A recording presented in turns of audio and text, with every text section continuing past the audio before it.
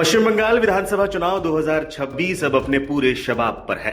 294 सीटों वाली विधानसभा के लिए गोटियां बिछ चुकी हैं, लेकिन इस बार का चुनाव सिर्फ दीदी बनाम दादा या विकास बनाम भ्रष्टाचार नहीं, इस बार बंगाल की राजनीति में वो अदृश्य जिन बाहर निकल कर आ गया है जिसे दशकों तक दबा कर रखा गया था, और वो है जातिगत समीकरण।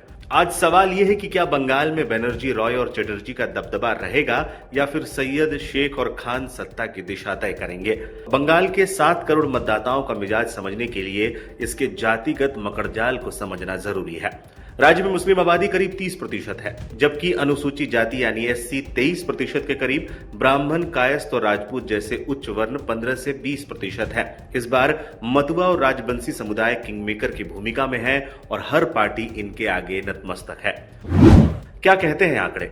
चर्चा एक बार फिर शुरू हो गई है कि बंगाल में इस बार बनर्जी, रॉय, भट्टाचार्य, चटर्जी, मुखोपाध्याय की धूम होगी या फिर सैयद, शेख, मिर्जा, खान, पठान, काजी और चौधरी का दबदबा रहेगा। राजनीतिक विश्लेषकों और पिछले रुझान के अनुसार बंगाल के अनुमानित जनसंख्या ढांचे में पश्चिम बंगाल में मुस्लिम लगभग 27 से 30%, अनुसूचित जाति एससी लगभग 23%, अनुसूचित जनजाति एसटी लगभग 5 से 6%, अन्य पिछड़ा वर्ग ओबीसी लगभग 20 से 22%, ब्राह्मण, कायस्थ, राजपूत लगभग 15 से 20%। ममता का मास्टर स्ट्रोक। ममता बनर्जी ने इस बार बहुत सधा हुआ दांव खेला है। टीएमसी ने 47 मुस्लिम उम्मीदवारों को मैदान में उतारा है, जो मालदा और मुर्शिदाबाद जैसे इलाकों में उनका किला मजबूत करेंगे।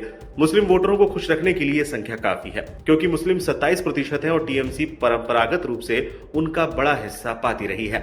लेकिन ममता सिर्फ अल्पसंख्यकों के भरोसे नहीं है। उन्होंने 95 से अधिक एससी एसटी चेहरों को टिकट दिया है। लक्ष्मी भंडार जैसी योजनाओं ने दलित और पिछड़ी जाति की महिलाओं को ममता के साथ मजबूती से जोड़ दिया है। साथ ही बनर्जी और चटर्जी जैसे स्वर्ण चेहरों को भी शहरी सीटों पर उतारकर संतुलन बनाया गया है। टीएमसी की सूची में लगभग 15 से 18% उम्मीदवार स्वर्ण समाज, मुख्यतः ब्राह्मण और कायस्थ से आते हैं। ममता खुद भी ब्राह्मण समुदाय से है और उन्होंने शहरी क्षेत्रों में कायस्थ चेहरों पर भरोसा जताया है। बीजेपी ने स्वर्ण और ओबीसी पर जताया भरोसा। दूसरी तरफ भारतीय जनता पार्टी ने हिंदू एकजुटता को अपना सबसे बड़ा हथियार बनाया है। बीजेपी की सूची में सबसे ज्यादा 25 से 30% उम्मीदवार ब्राह्मण और कायस्थ है।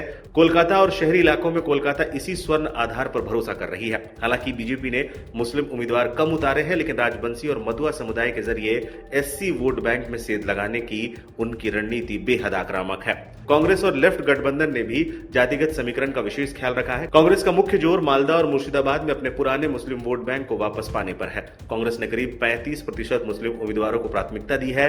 साथ ही उत्तर बंगाल में नेपालियों और राजबंशियों के साथ स्वर्ण समाज के शिक्षित चेहरों को भी प्रतिनिधित्व दिया है।